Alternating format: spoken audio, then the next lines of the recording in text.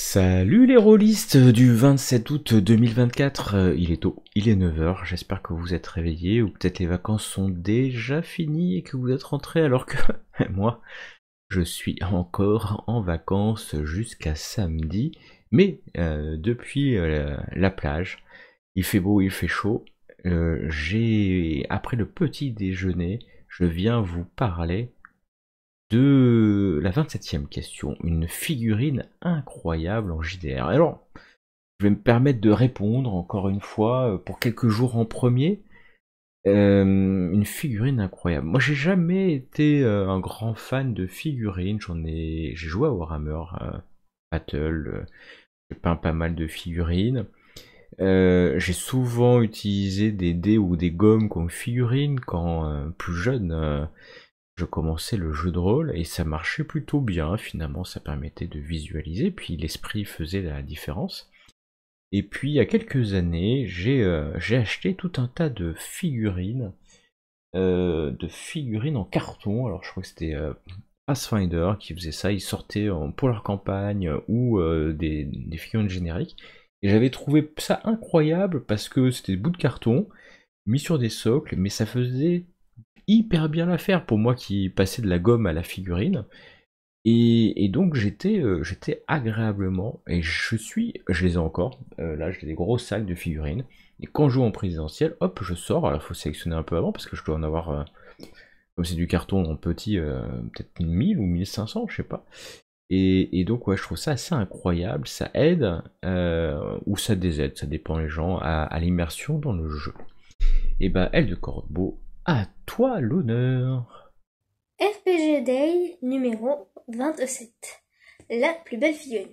Alors, j'ai beau avoir peint des figurines Warhammer et tout durant mon enfance, et je les ai pas chez moi. Mais, même si je n'ai pas de figurine à proposer, j'ai quand même le meilleur assistant. Et je vous présente Gilbert Lelière. Donc, Gilbert Lelière m'accompagne en plus à Octogone. Plutôt sympa, hein. Vous pourrez le retrouver, sans doute perdu sur un stand. Je sais pas lequel. Mais voilà. Gilbert Lelière. Qui d'ailleurs a sa place dans le JDR Veilleuse. Où il a même carrément sa propre fiche personnage. Voilà. C'était le RPG Day numéro 27. Et on vous dit tous les deux à la prochaine. Bonjour. Alors effectivement, comme les figurines, c'est un de mes péchés mignons. J'adore les figurines pour la plupart des jeux, bien sûr Warhammer en priorité, mais aussi pour l'Appel de Cthulhu ou d'autres jeux même qui sont pas forcément faits pour être avec des figurines. Pour moi, si je dois résumer et en prendre une plus magnifique que les autres, je penserai à Ulrich Ulrichsson, qui est un chevalier panthère de Warhammer. C'est une figurine qui est sortie en 1986, qui a été sculptée par Jess Goodwin, donc à la grande époque de Citadel, des frères Perry, de Kevin Adams, avec cette signature un petit peu significative de Game Workshop de l'époque, c'est-à-dire un petit peu outrancière, un petit peu caricaturale et rigolote.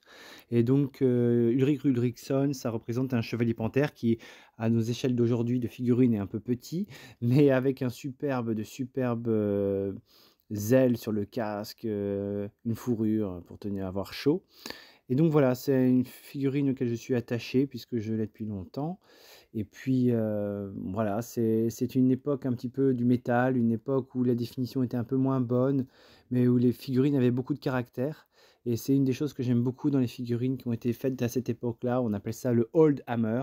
C'est les vieilles figurines Citadel des années 80-90 qui sont un petit peu rustiques, mais qui ont beaucoup de personnalité. Voilà, donc ça, c'est un figuriniste qui parle, donc forcément, je suis un peu trop, peut-être, je m'emballe un peu trop, mais voilà, cette simple figurine, Ulrich Ulrichsson, moi, elle me botte beaucoup encore maintenant.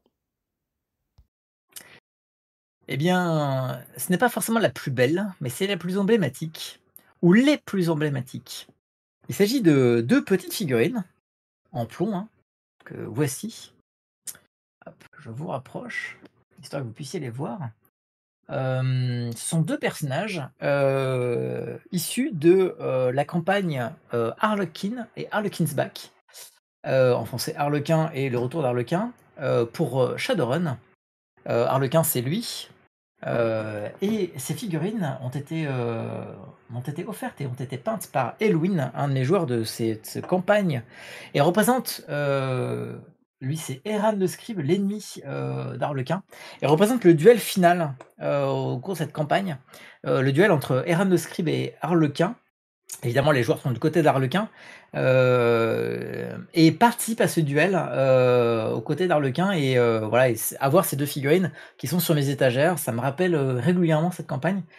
C'est un vrai plaisir. Donc, j'aime bien ces petits détails, ces petites figurines qui peuvent permettre de se remémorer une campagne qu'on a jouée. Et j'en ai quelques-uns comme ça pour se souvenir de ce qu'on a joué.